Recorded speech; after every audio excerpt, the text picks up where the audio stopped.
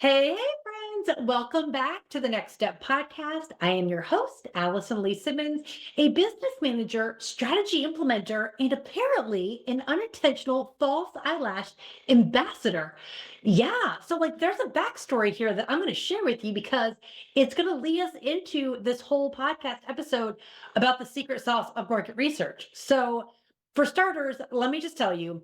I have to dress nicely when I'm on business calls. Okay. It does not matter if it's a networking call, a virtual coffee, a client call.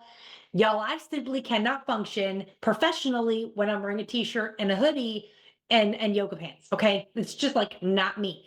And I understand this is actually a pretty polarizing topic because a lot of people that work from home as business owners do prefer the casual, comfy, professional from the waist up, casual from the waist down. Y'all, to each his own, okay? I am not going to judge you for your pajama pants, but you can't judge me for my false eyelashes either, okay? Let's just let it be. But anyway, speaking of my false eyelashes, I actually purchased some magnetic lashes about 6 months ago from a company called Moxie Lash. And after losing my magnetic lashes more than once, mid-Zoom meeting, yes, this actually happened several times. I went back and I switched to their nano grip lashes because I loved the look, but I needed something that was going to last a full 8 hour day of me blinking. Okay. So I switched to the nano grip. Totally loved them. They were super comfortable. And I left a review on their website explaining what happened, why I switched, and how much I love their new lashes. Okay. Now, so there's just that. It could have ended there and there was no story to tell. However, this is what's wild. The founder of Moxie Lash, this guy, Val, actually reads my review on his website and then reaches out to me personally to learn more about my experience. Okay. This is a big, $1 million company, 7 years, whatever, right? He has millions of customers. He reaches out for a call with me. And he wasn't getting on to just learn about the stuff that I liked about his lashes, right? He wanted to know what frustrated me. He wanted to know about the story that went with that review. And so we get on this call. He's super chill. We're talking for an hour and a half, y'all. An hour and a half. At the end of it, I can just tell you, I felt so seen and heard and valued as a Lash customer. And then after the call, he sent me a bunch of free product as a thank you.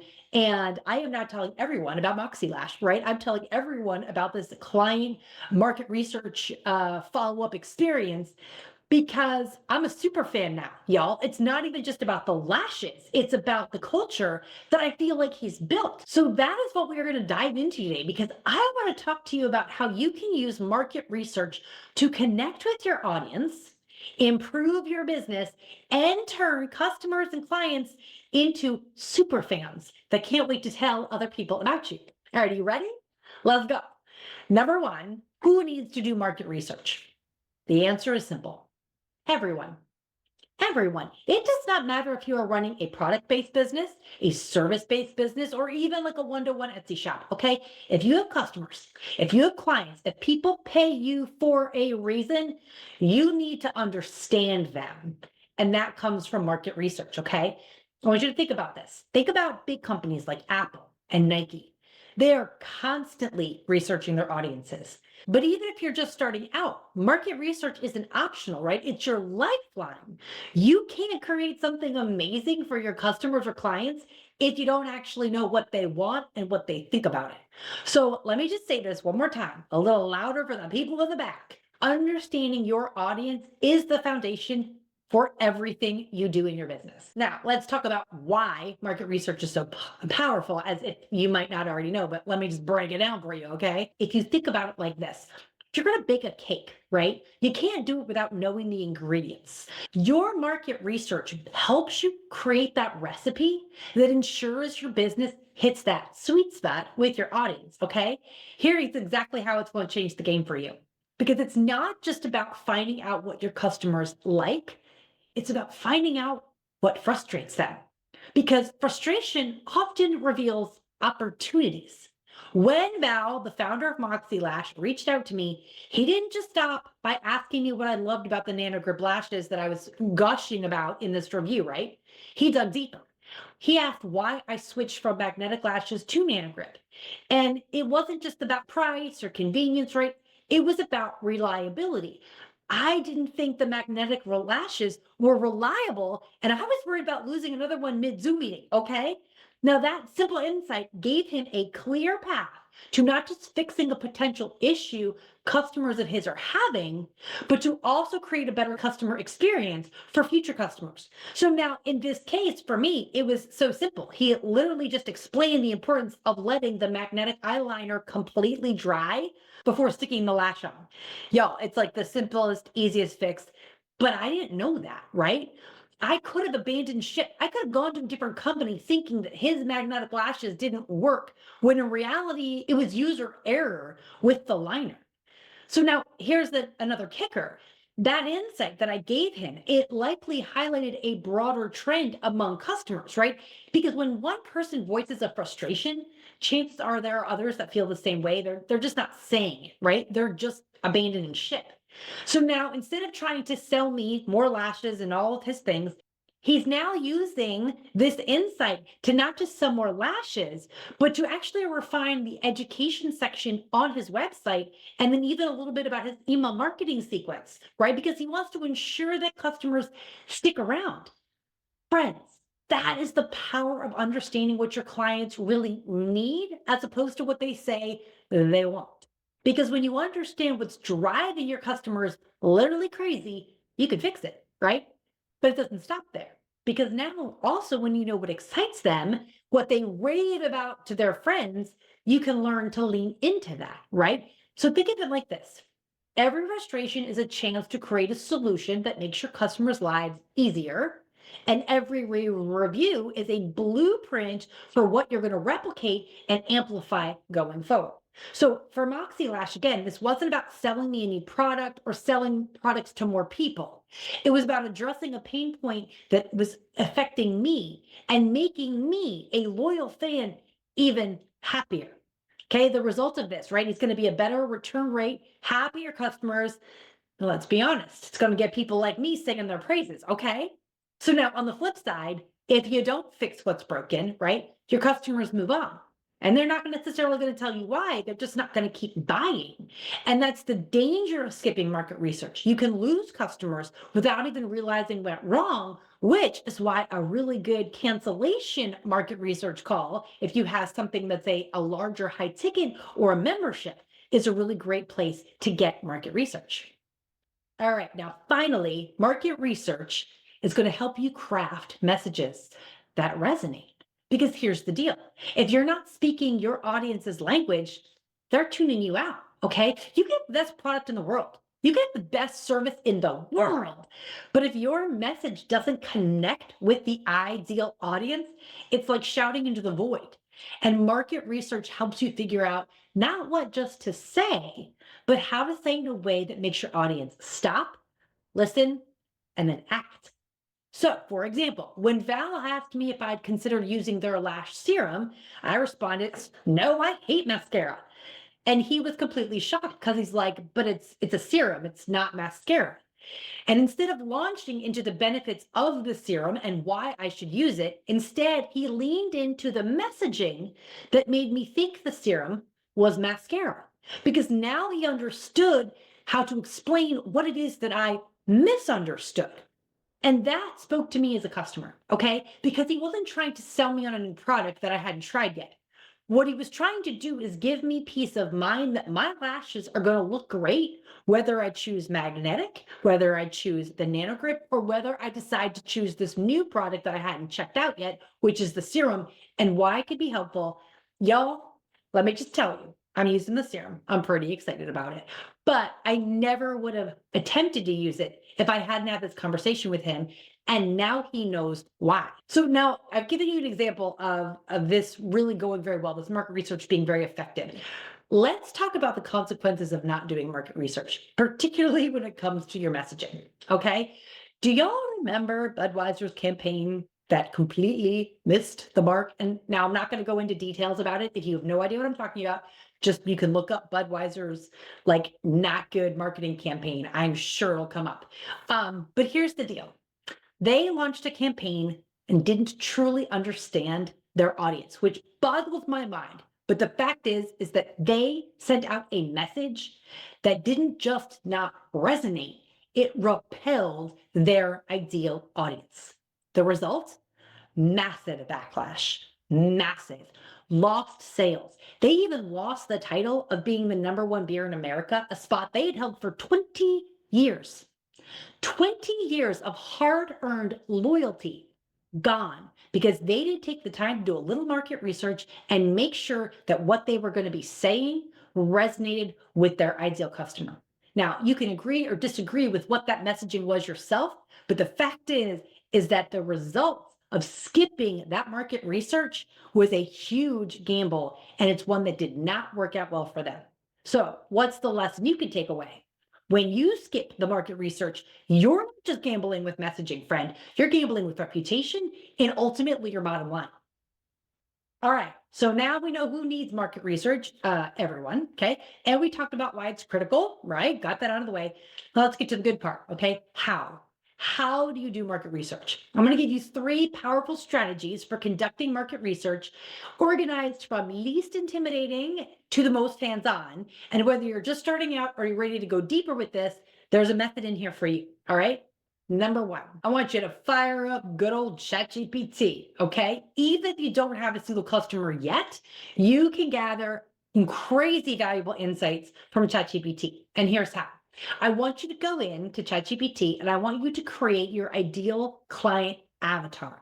And I don't mean this nonsense about like, where do they eat? What shows do they watch? Like, what's their favorite, I don't know, color? I don't care, y'all.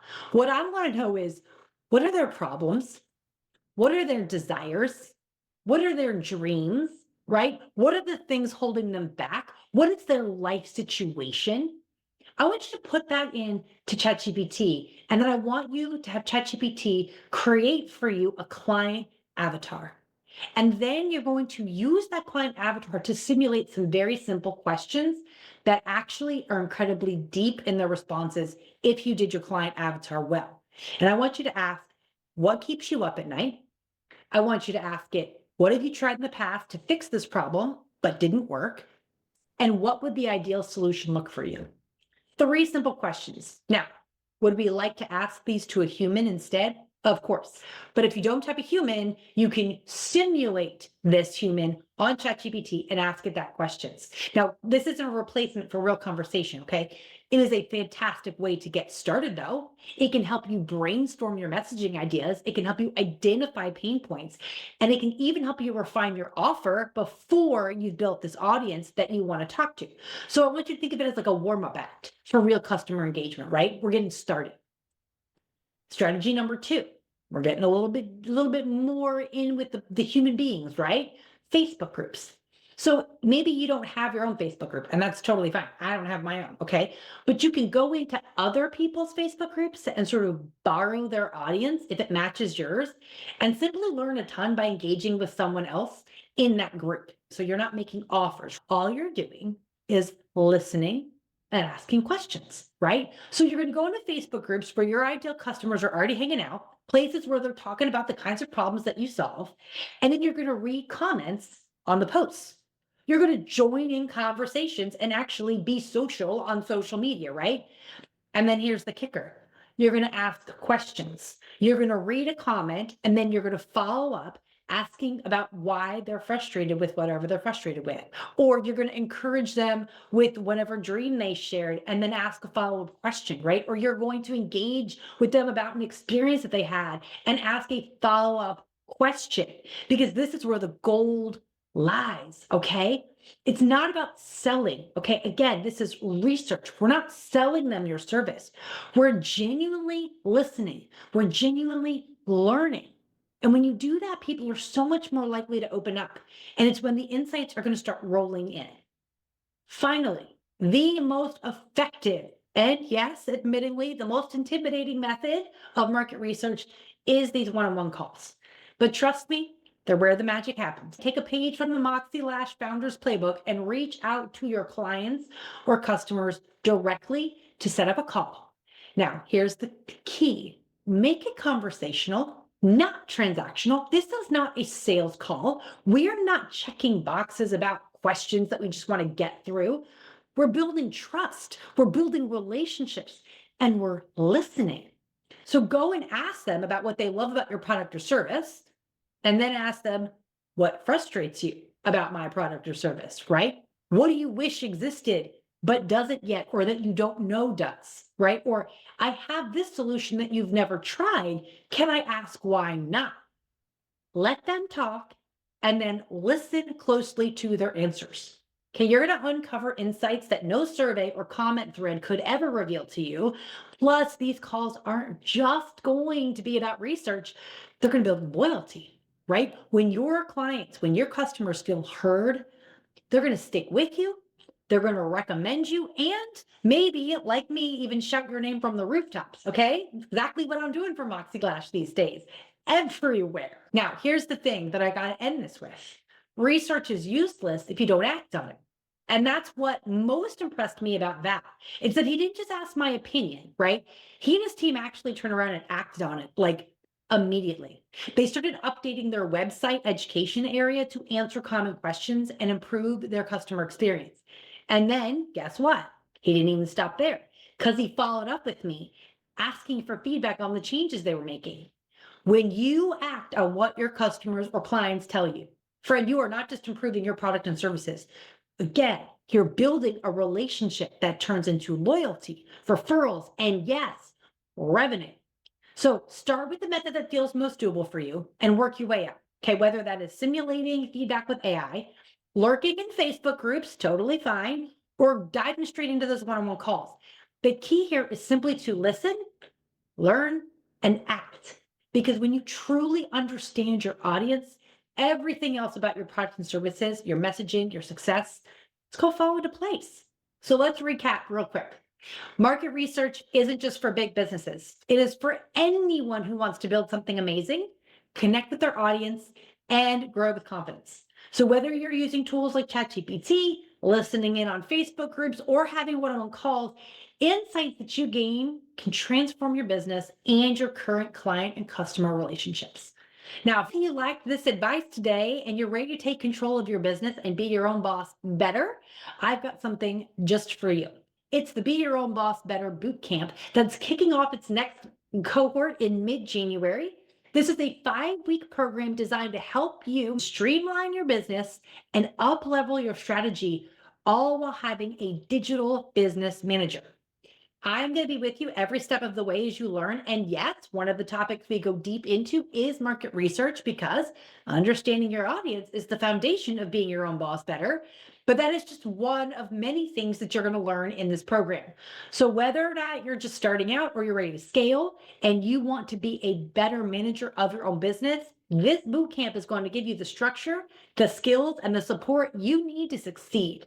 You're going to get weekly live sessions, hands-on practice with the things that I'm teaching you, real-time feedback on the calls, and of course, resources that you can use to keep moving forward after the program's over. Literally everything you need to turn your vision into a reality.